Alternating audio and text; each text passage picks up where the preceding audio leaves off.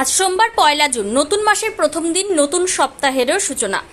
আর সেই দিনটিকেই প্রশাসনিক ও রাজনৈতিকভাবে বিশেষ তাৎপর্যপূর্ণ করে তুলতে চলেছে মুখ্যমন্ত্রী শুভেন্দু অধিকারীর নেতৃত্বাধীন পশ্চিমবঙ্গ সরকার।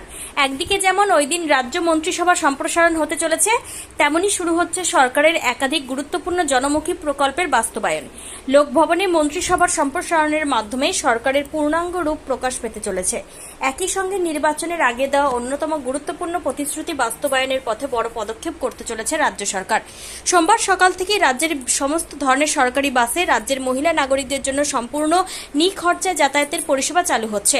পরিবহন দপ্তর সূত্রে জানা গিয়েছে, এই পরিষেবা নির্বিঘ্নে চালু করার জন্য ইতিমধ্যে বিস্তৃত প্রস্তুতি নেওয়া হয়েছে।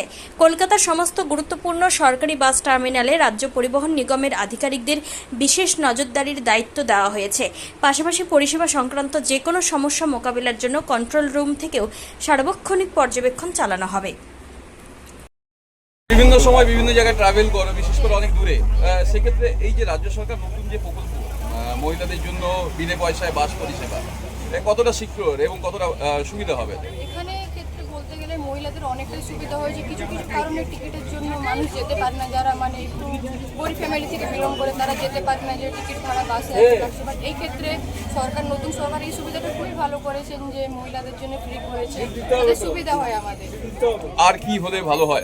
যেখানে দেখা গেছে আরজিকর বা অন্যান্য যে ঘটনাগুলো দেখা গেছে, সেই জায়গা থেকে আর কি প্রত্যাশা করছে এই সরকারকে, কি বলতে চাইছো? আমি একটা মেয়ে হয়ে এটাই বলতে চাই যে মেয়েরা যেমন কোথাও রাস্তায় বেরোলে সবসময় সুবিধাজনক মানে ভয় না কেউ করে যে আমি রাতের বেলায় এখানে বেরোলাম যে আমার এটা হলো। এখন নতুন সরকারের এটাই যে মেয়েদেরকে প্রোটেক্ট দেওয়া উচিত। কি নাম তোমার? পাই বেশি আমার মিসেসের জন্য। হ্যাঁ হ্যাঁ হ্যাঁ, নিশ্চয়ই পাওয়া যাবে। মুখ্যমন্ত্রী যেহেতু আশ্বাস দিয়েছেন, পাওয়া যাবে।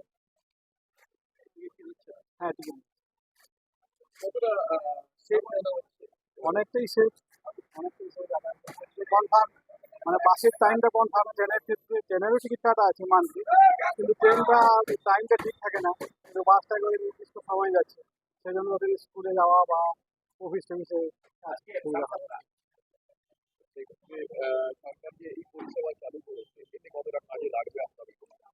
হ্যাঁ, আমাদের ক্ষেত্রে তো খুবই কাজে লাগবে, বিশেষ করে মহিলাদের অনেকখানি সুবিধা হবে। এতে কি নিরাপদ হবে মনে হয়? হ্যাঁ, নিরাপদ তো নিশ্চিত। কতটা মহিলাদের নিরাপত্তা দেবে, কতটা কাজ করবে? এখন তো মনে হচ্ছে সবটাই ঠিকঠাক চলছে, তারপর ভবিষ্যৎ বোঝা যাবে কিছুদিন পরে। এখন তো ভালোই লাগছে সব। আমার নাম সব্যসাচী সাল। আপনার পরিবারের কোনো সদস্য কি নেশা বা দীর্ঘদিন ধরে মানসিক রোগের মতো সমস্যায় ভুগছেন? স্থায়ী সমাধান পেতে চান? তাহলে আজই চলে আসুন গঙ্গারামপুর পুনর্জন্ম নেশামুক্তি কেন্দ্র, কালদিঘি হিমঘরের পাশে। এখানে নেশা, মানসিক রোগের চিকিৎসা, পুনর্বাসন, মেডিটেশন, যোগব্যায়াম, কাউন্সেলিং ও ডাক্তারের পরামর্শ দিয়ে রোগীকে সুস্থ করে তোলা হয়। আপনার প্রিয়জনকে সঠিক পথে ফিরিয়ে আনতে সর্বদা পাশে আছে গঙ্গারামপুর পুনর্জন্ম ডি অ্যাডিকশন সেন্টার এবং চ্যারিটেবল ট্রাস্ট। আমাদের ঠিকানা দক্ষিণ দিনাজপুর, গঙ্গারামপুর, কালদিঘি হিমঘরের পাশে। যোগাযোগ 8670149220।